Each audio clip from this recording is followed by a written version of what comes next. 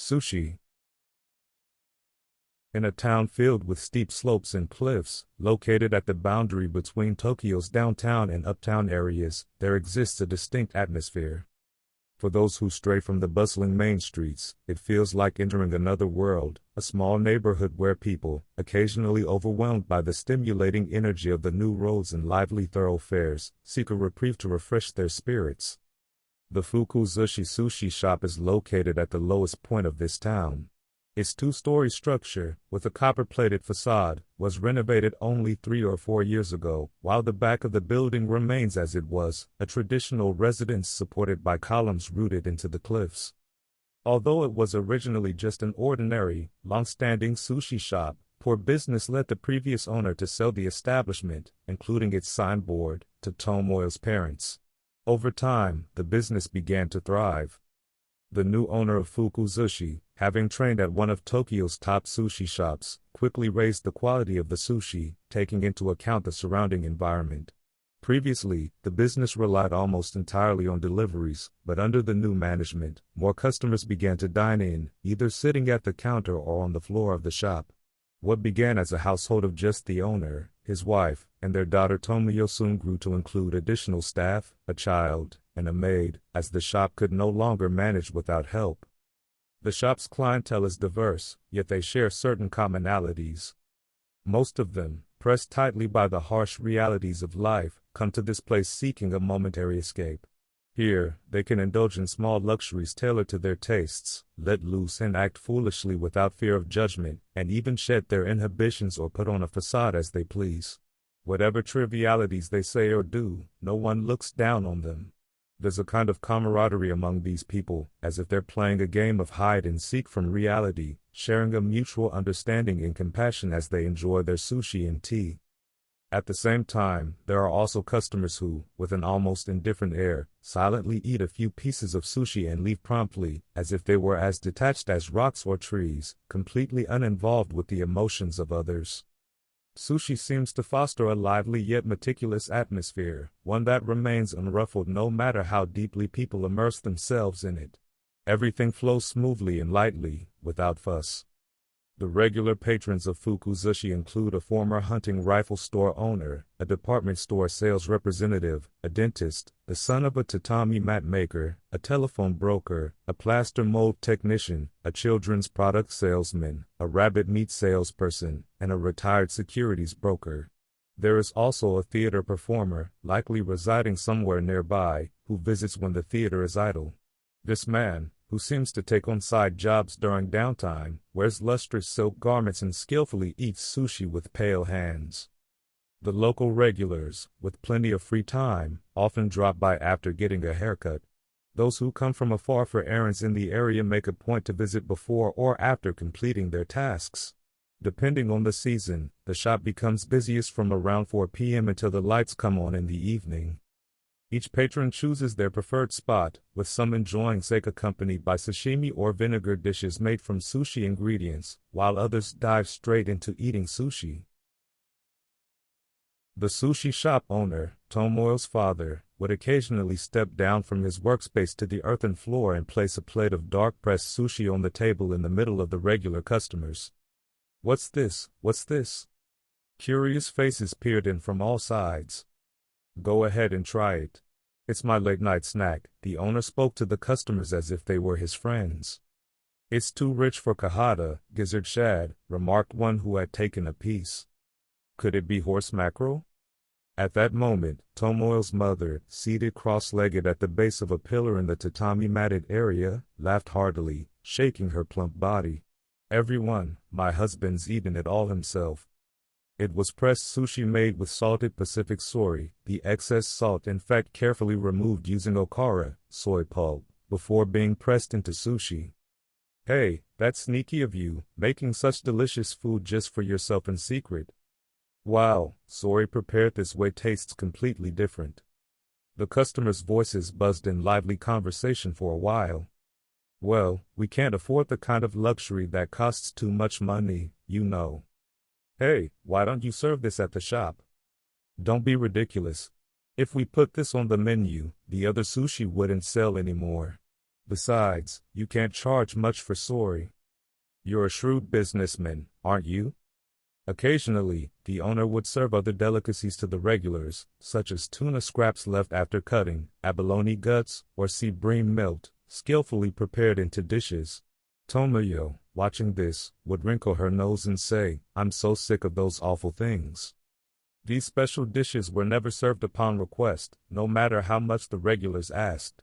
Instead, they were unexpectedly brought out at random times. The owner was known for being both stubborn and capricious in this regard, and the regulars, knowing this, never begged for them. If they really wanted something, they would discreetly ask Tomoyo. She, in turn, would reluctantly search for it and give it to them. Since childhood, Tomoyo had grown accustomed to the sight of these men. Through them, she had come to view the world as something free of rigid rules, a little playful and carefree. During her time at the girls' school, Tomoyo felt a certain shame about being the daughter of a sushi shop owner. She made a conscious effort to keep her friends away from her home whenever she went in or out, which caused her a sense of loneliness. However, some of that loneliness had already been ingrained in her due to the relationship between her parents. Her father and mother never fought, but their feelings remained independent of each other. Out of necessity, they shared a form of cooperation and care that went beyond mere practicality, almost instinctively. This interaction had developed to the point of becoming reflexive, so to the outside world, they appeared to be a quiet, relatively harmonious couple.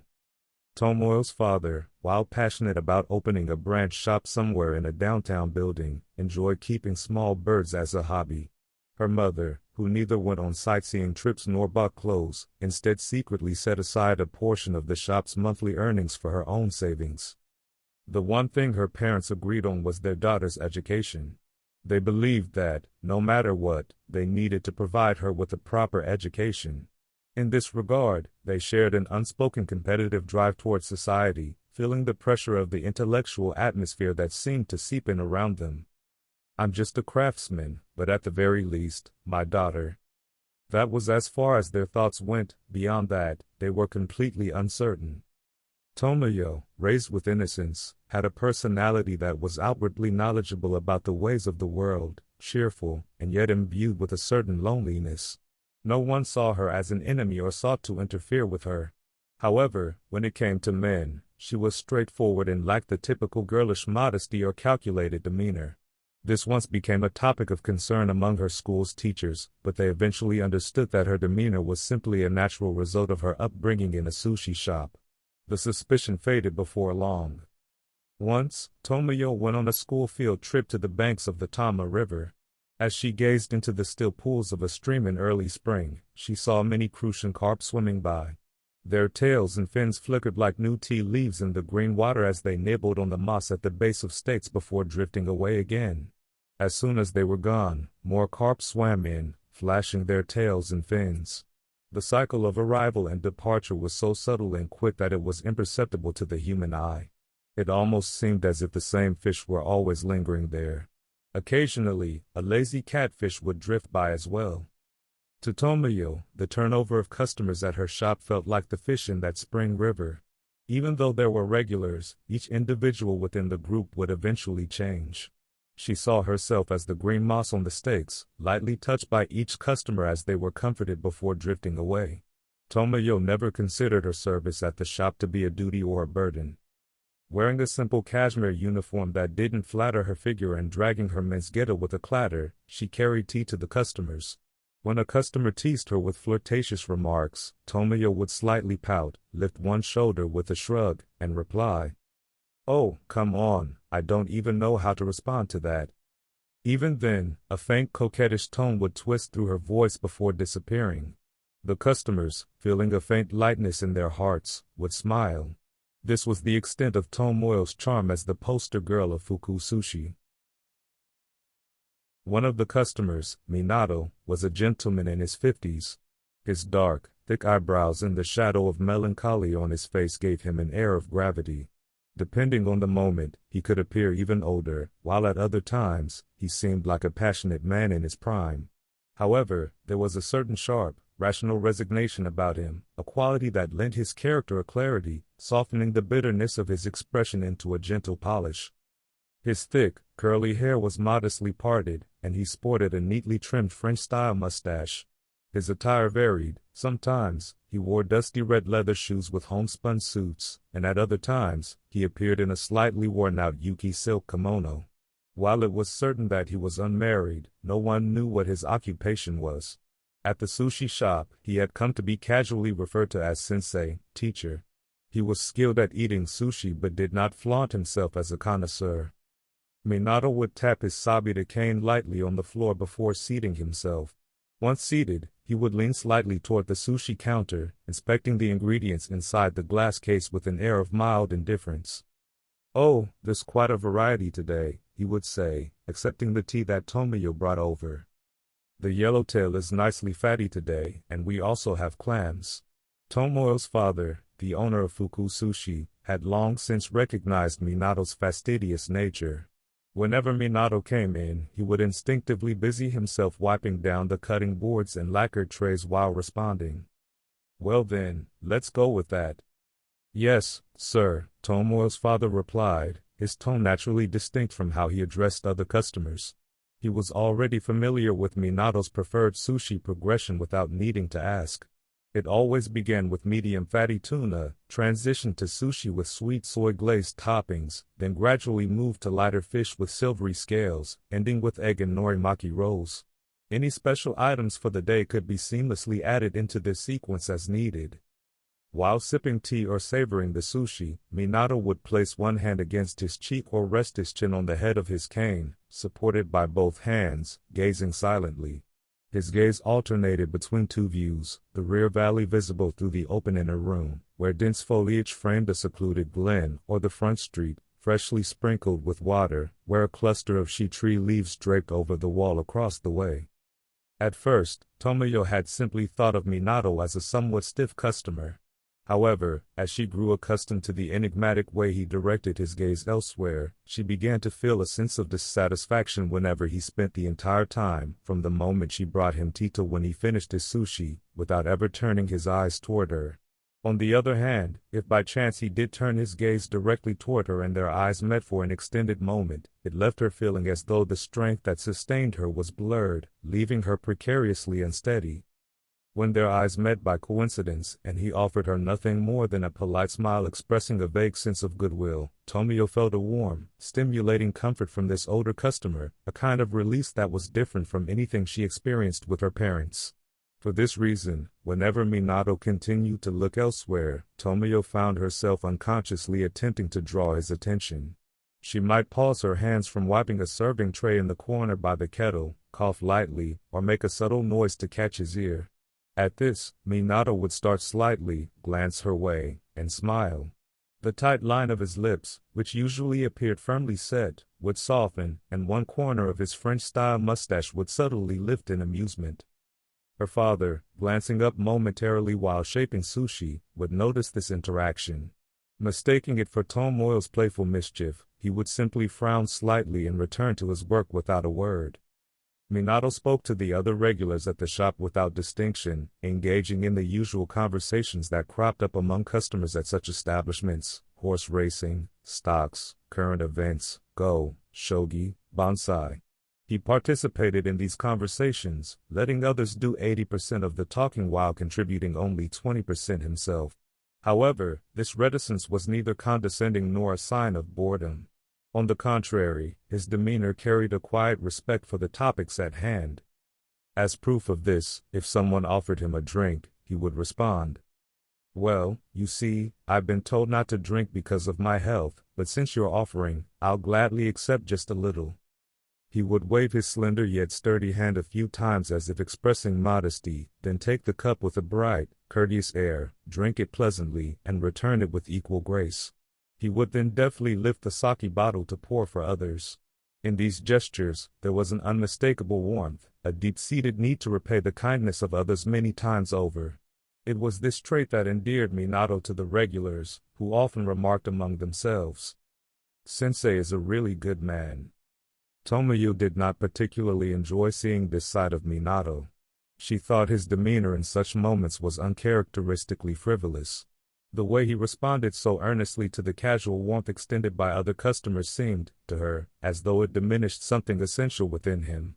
She found it unsettling that, despite his usual gloominess, the moment he was shown even a fleeting hint of kindness, he revealed the pitiful, ravenous hunger for human connection of an older man starved for affection. Even the ancient Egyptian scarab-adorned silver ring he wore on his middle finger seemed distasteful to her at such times. When one of the other customers, emboldened by Minato's warm response, repeatedly offered him drinks, and Minato, getting drawn in, began to exchange cups with a faint laugh, Tomoyo would briskly approach and say, "You always say drinking isn't good for your health, so that's enough already." She would snatch the cup from Minato's hand and, without a word, return it to the customer. Then, she would stride off, leaving the two men behind. Her actions were not out of genuine concern for Minato's health but rather a strange pang of jealousy that compelled her. "Well, aren't you quite the doting wife, Tomo-chan?"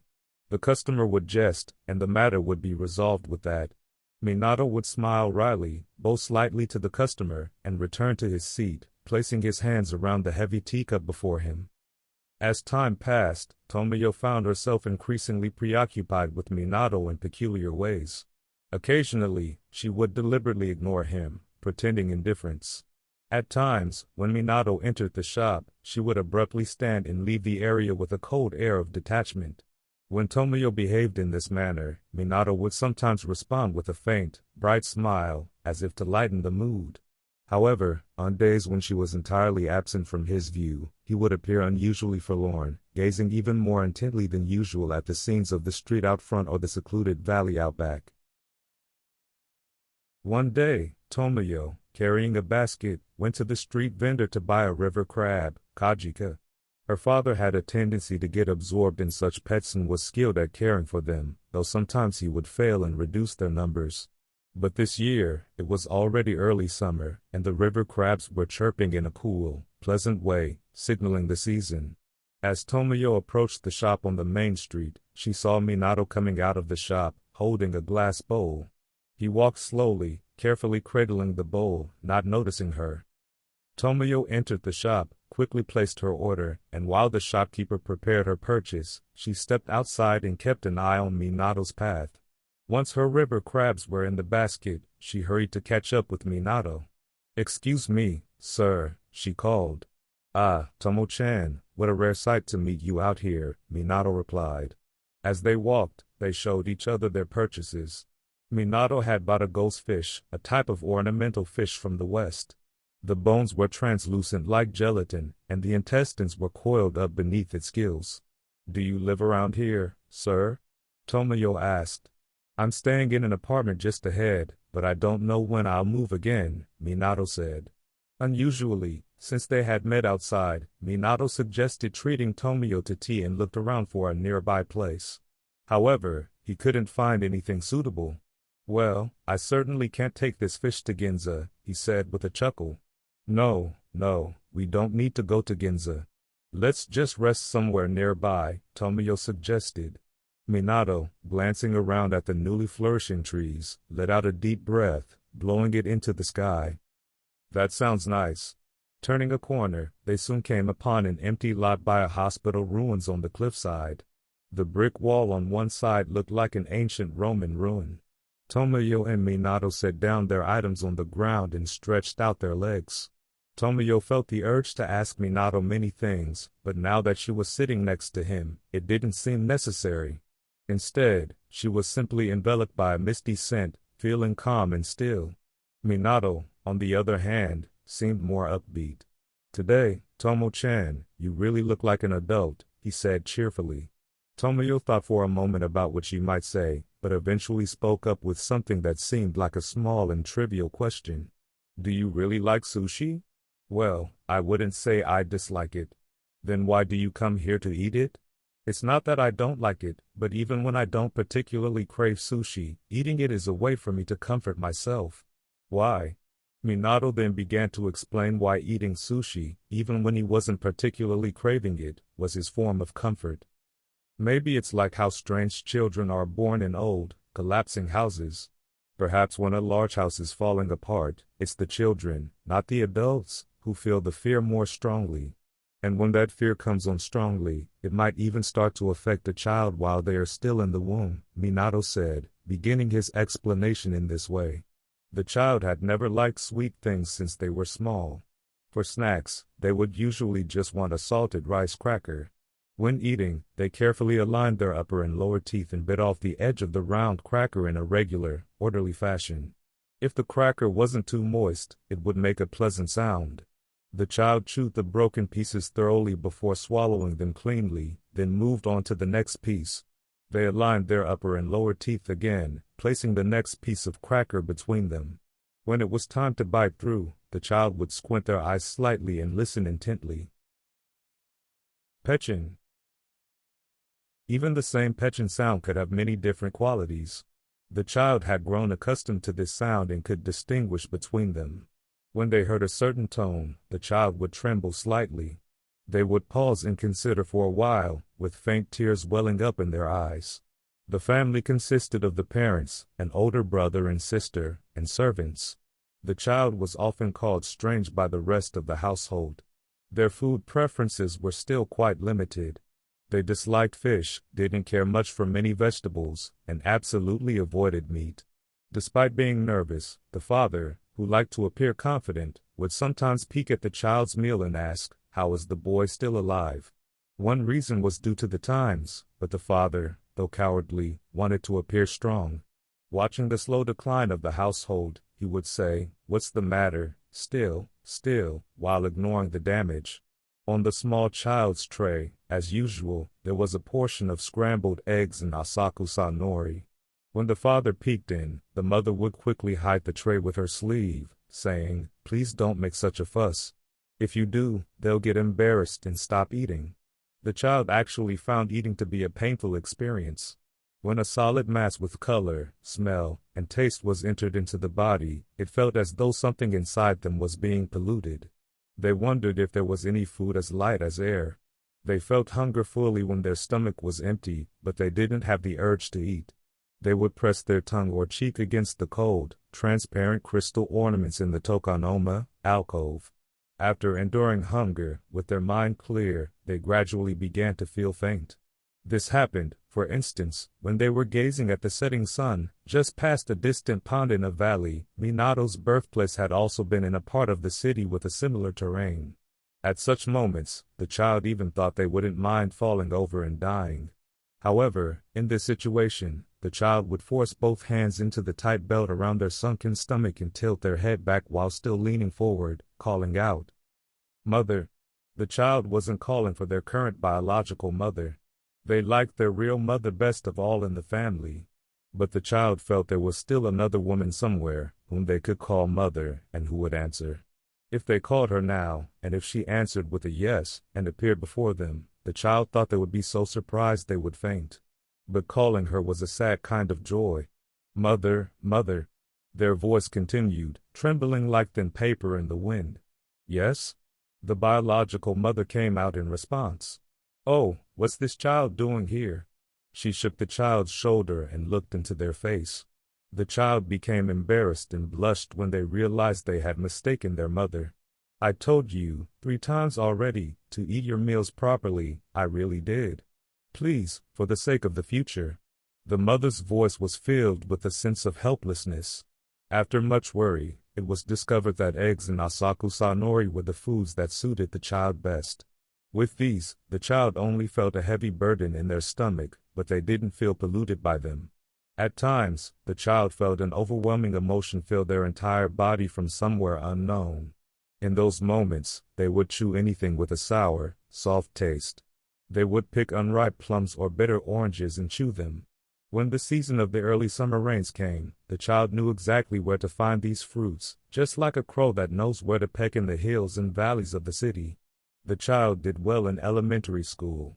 Anything they read or heard once would immediately be understood and etched into their brain like a dry plate. The ease of learning bored the child. The indifference to that boredom, paradoxically, improved their school performance. At home and at school, everyone treated this child as something different.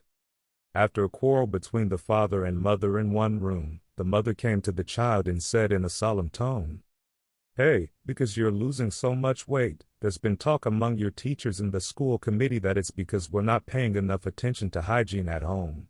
When your father heard this, you know how he is. He started treating me badly because of it. The mother then knelt on the tatami and bowed deeply to the child. Please, I beg you, eat more, gain weight. If you don't, I'll feel unbearable every morning and night. The child, sensing from their own twisted nature that they would one day commit the sin they had been dreading, felt as though they had already done something wrong. It felt wrong. They had made their mother bow and touch the ground. Their face flushed, and their body trembled. But strangely, their heart was at peace. They had already become a bad person by committing such an unfilial act.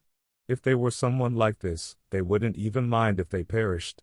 Fine, let's eat anything, even things they were not used to. They would eat something they didn't like, feel their body tremble, vomit, and their entire body rot and die. That would be better than living, constantly picky about food, troubling both themselves and others. The child pretended to be calm and ate the same meal as the rest of the family. They immediately vomited. Though they tried to control their mouth and throat to the utmost, as soon as they realized the food they swallowed had been touched by a woman other than their mother, their stomachs suddenly twisted in disgust. The image of the maid's tattered red sleeve and the cook's profile with her hair tied in a black knot stirred violently in their chest, like an act of violence. The brother and sister made faces of disgust. The father, glancing at the child out of the corner of his eye, pretended not to notice and continued sipping his evening drink. The mother, cleaning up the child's vomit, looked resentfully at the father's face and sighed. See? It's not only my fault. This child has this kind of temperament, she sighed.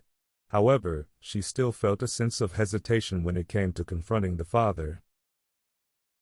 The next day, the mother laid a new straw mat on the veranda, where the bright green leaves cast their dense shadows.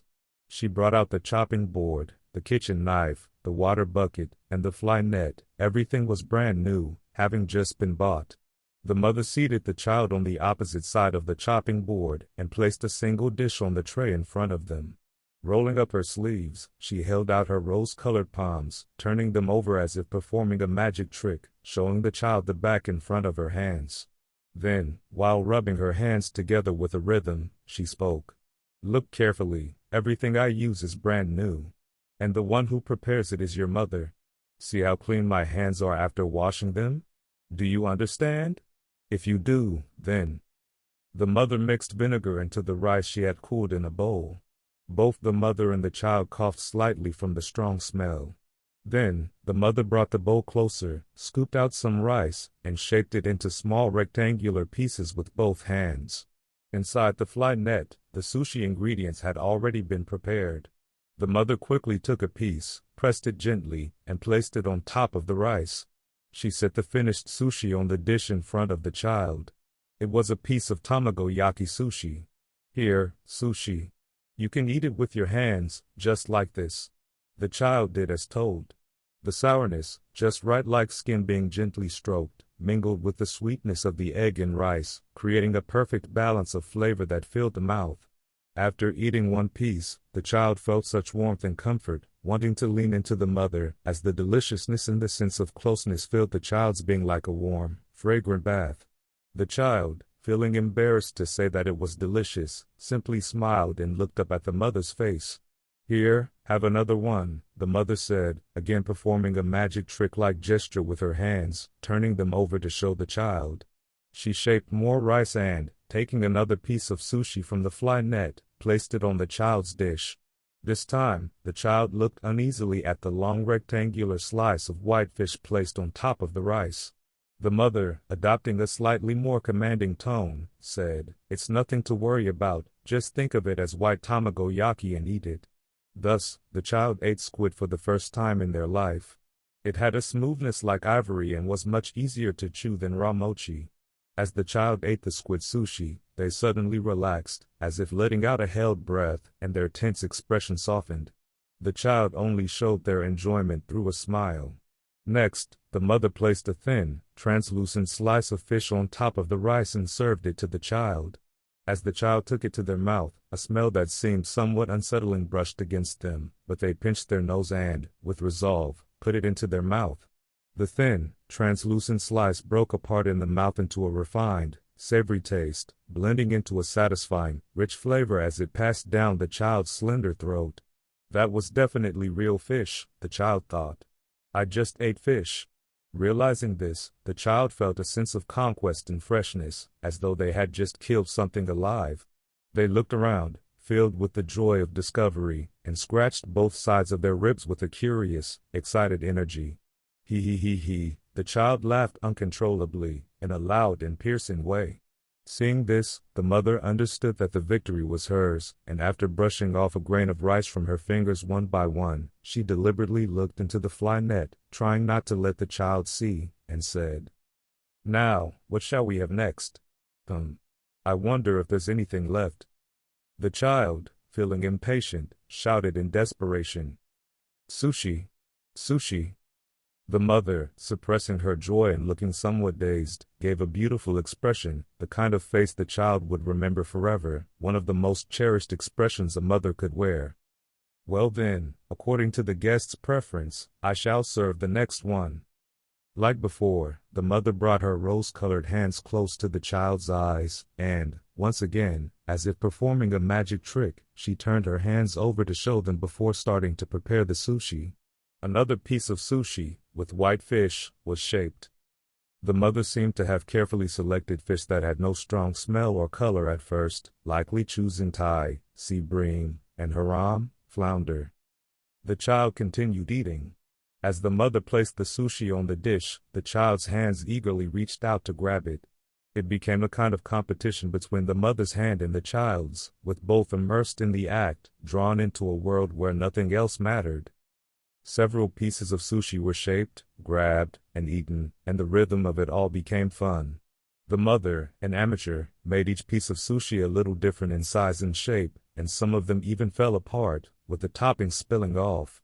But the child felt affection for these imperfections and found it even more delicious when they adjusted the shapes themselves.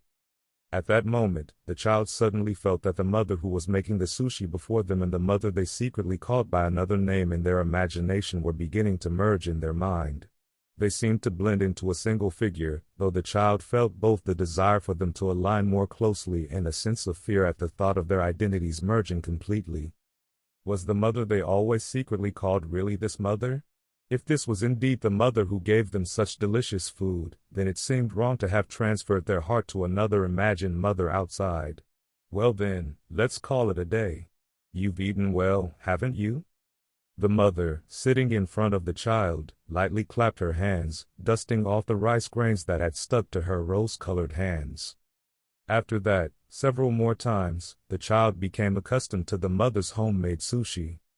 The child grew fond of the flavors, even the red clam meat, the color of pomegranate flowers, and the silver-striped sori, a type of fish. Over time, the child became able to eat fish in regular meals as well. Their health improved remarkably, and by the time they entered middle school, they had become a handsome and robust boy who turned heads. Strangely, the father, who had been indifferent until then, suddenly began to take an interest in his son. He would seat the boy at the table during his evening drinks, sometimes making him his drinking partner, taking him to play billiards, and even letting him drink at tea houses. Meanwhile, the family gradually fell into ruin. The father, mesmerized by the sight of his handsome son in a dark blue, white-striped kimono holding a cup, felt a sense of pride when the boy was admired by other women. By the time the son was 16 or 17, he had, in the end, become a carefree playboy. The mother, who had poured so much effort into raising him, became furious, almost to the point of madness, when she saw her husband ruin him. In response to the mother's desperate anger, the father merely smiled bitterly, without any real fight in him. The family's decline was expressed through these quarrels, and the son felt a deep sense of emptiness, realizing that his parents were channeling their frustrations into this constant conflict. For the son, school seemed easy, like something he could predict and understand effortlessly. In middle school, he did well without studying. He smoothly advanced from high school to university. Yet, despite his academic success, there was an ache inside him that he couldn't quite soothe, and he felt as though he couldn't find a way to relieve it. After a long period of melancholy and aimless play, he graduated from university and found a job. The family completely fell apart, and the father, mother, and siblings all died one after another. The son, who was very intelligent, was highly valued wherever he went, but for some reason, he was not interested in pursuing a career or achieving success in the family business. After his second wife died, when he was nearing 50, he made a considerable profit from a small investment and, feeling secure in his ability to live alone for the rest of his life, he decided to abandon his career. From then on, he led a nomadic life, moving between apartments and rental houses, with no fixed residence. After a long conversation, Minato said to Tomoyo, the child in the story, and later the son I mentioned, "That was me." "Ah, I see. So, you like sushi, Sensei?" "No, not so much after I became an adult, but recently, perhaps because I'm getting older, I often find myself remembering my mother. Even sushi has become nostalgic to me." The two of them were sitting in a spot among the ruins of a hospital. A decaying wisteria trellis supported the space, with wisteria vines creeping down from the sky to the ground. Despite this, the tips of the vines were covered in young leaves, and clusters of pale purple flowers drooped like droplets. A rhododendron, which had once helped secure the garden stones, now lay half dead and darkened from the fire's aftermath, though one side still bore white flowers. At the edge of the garden, below a cliff, there was a railway track, and occasionally the sound of a train passing by could be heard rumbling. The purple flower of the ikihatsu, a type of flower, and the dragon's beard swayed in the evening breeze. Near them, a thick palm tree's shadow stretched diagonally over the grass. The shika, Japanese river deer, and the basket Tomoyo had brought home began to call softly, 2 or 3 times. They exchanged smiles, and Minato said, "Well, it's getting quite late. Tomo-chan, you should probably head home." Tomoyo stood up, holding the basket with the shika, and as she did, Minato handed her his ghost fish, a transparent skeleton fish he had bought. With that, he left. After that, Minato never showed up at Fukuzushi again. Sensei hasn't been around lately, the regulars began to wonder, but in time, he was completely forgotten. When Tomoyo parted from Minato, she regretted not asking where he was staying. Because of this, she couldn't visit him, so she spent some time standing by the ruins of the hospital, gazing around. She would sit on a stone, lost in thought about Minato, occasionally gathering tears in her eyes, and then, in a daze, return to the shop.